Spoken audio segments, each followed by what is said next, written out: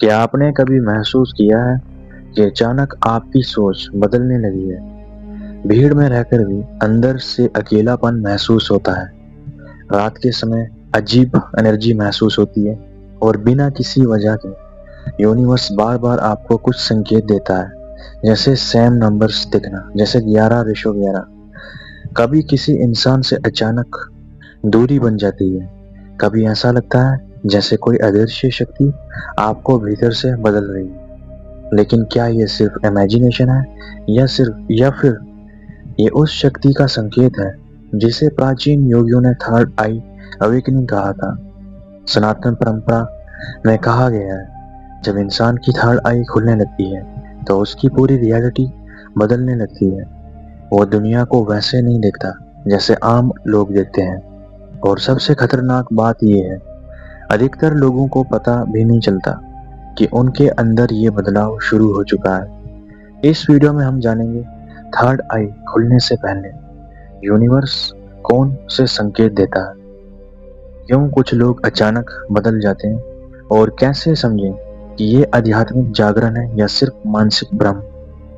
Video को अंत तक जरूर देखना क्योंकि आखिरी संकेत सबसे रहस्यमय है। चलिए शुरू करते हैं। थर्ड आई अवेकनिंग का पहला संकेत बहुत सब्टल होता है। इंसान अचानक उन चीजों से डिस्कनेक्ट होने लगता है जो पहले उसे बहुत पसंद थी।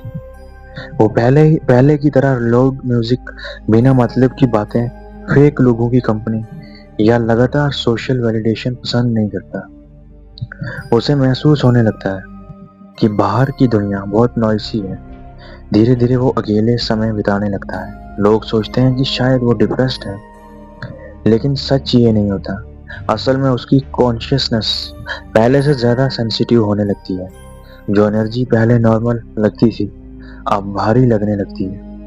यही कारण है कि कई ऋषि मुनि जंगलों और पहाड़ों में चले जाते थे, क्योंकि जब भीतर की दृष्टि जागती है तो भारी शोर सहन नहीं होता। थर्ड आई अवेकनिंग इंसान को दुनिया से भागना नहीं सिखाती, बल्कि दुनिया को नए तरीके से देखना सिखाती है। क्या आपके साथ भी कभी ऐसा हुआ है कि जिस इंसान के बारे में सोचो उसी का मैसेज आ जाए, या कोई बात दिमाग में आए और थोड़ी देर बाद वही चीज रियलिटी में दिख जाए? इन्हें सामान्य कोइंसिडेंस मत समझिए। स्पिरिचुअल दुनिया में इन्हें साइनक्रोनिस्टीज कहा जाता है। जब थर्ड आई एक्टिवेट होने लगती है तो इंसान का सबकॉन्शियस माइंड यूनिवर्स के पैटर्न्स को पकड़ना शुरू कर देता है। उसे लगता है जैसे कोई इनविजिबल इंटेलिजेंस उसे गाइड कर रही है। इसे सिंक्रोनिस्टीज कहा जाता है। बार बार रिपीटिंग नंबर्स दिखना, एक ही बात एक ही जगह सुनाई देना, कुछ लोगों का अचानक लाइफ में आना और कुछ का बिना वजह चले जाना। ये सब रैंडम नहीं होता। यूनिवर्स कभी शब्दों में बात नहीं करता, वह संकेतों में बात करता है। लेकिन समस्या ये है, अधिकतर लोग इतनी डिस्ट्रैक्टेड होते हैं कि उन्हें ये संकेत दिखाई ही नहीं देते। एंशिएंट योगिक टेक्स्ट में कहा गया है कि आध्यात्मिक अवेकनिंग अक्सर रात के समय ज्यादा एक्टिव होती है।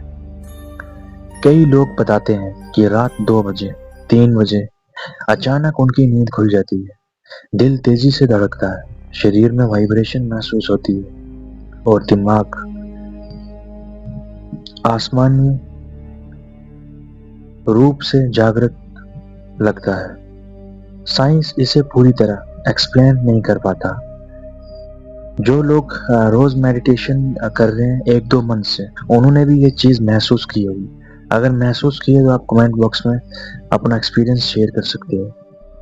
लेकिन योग परंपरा कहती है कि उस समय एनर्जी चैनल्स ज्यादा एक्टिव हो जाते हैं, इसलिए ध्यान करने वाले लोग ब्रह्म मुहूर्त की सबसे शक्तिशाली समय मानते हैं।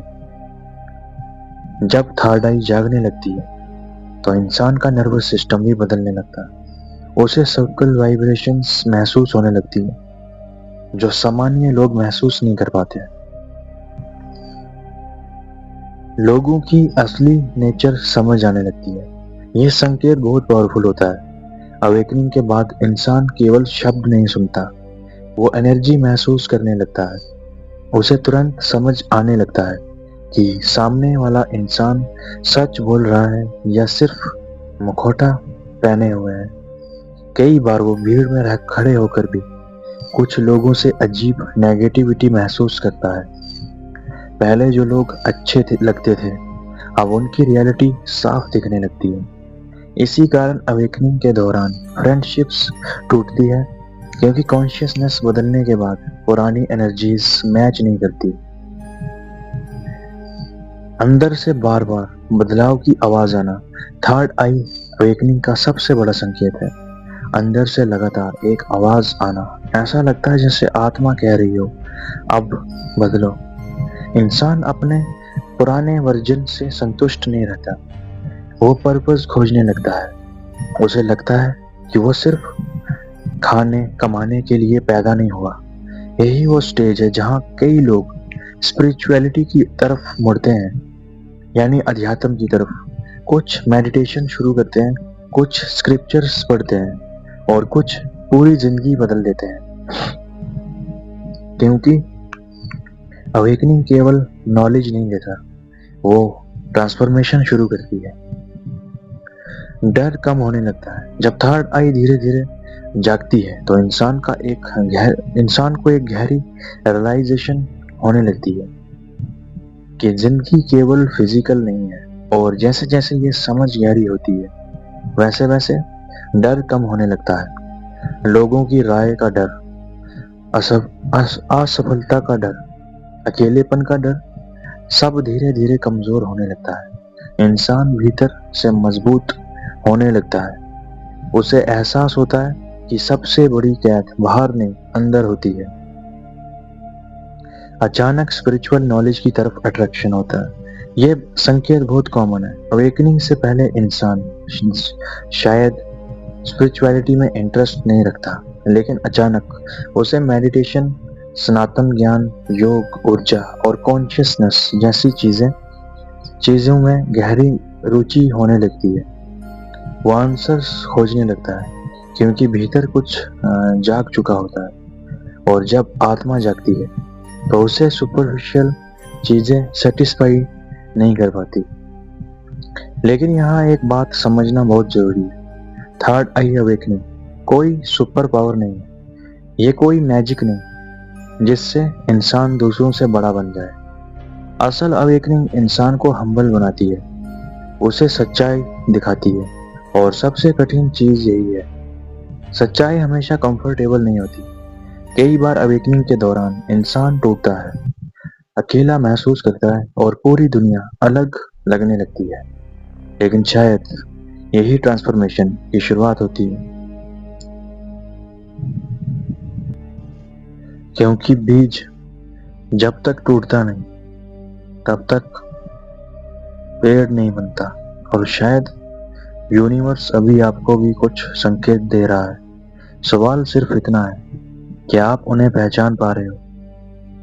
अगर इस वीडियो का एक भी हिस्सा आपकी जिंदगी से जुड़ा लगा तो वीडियो को लाइक करें, चैनल सब्सक्राइब करें, क्योंकि यहाँ हम स्पिरिचुअलिटी और कॉन्शियसनेस के उन रहस्यों की बात करते हैं जो सामान्य लोग कभी समझ नहीं पाते हैं। और कमेंट्स में जरूर लिखिए कि आपने कभी ऐसा कोई संकेत महसूस किया है। तो आज की वीडियो में बस इतना ही। मिलता हूँ आपके साथ न्यू वीडियो में एक न्यू टॉपिक के साथ।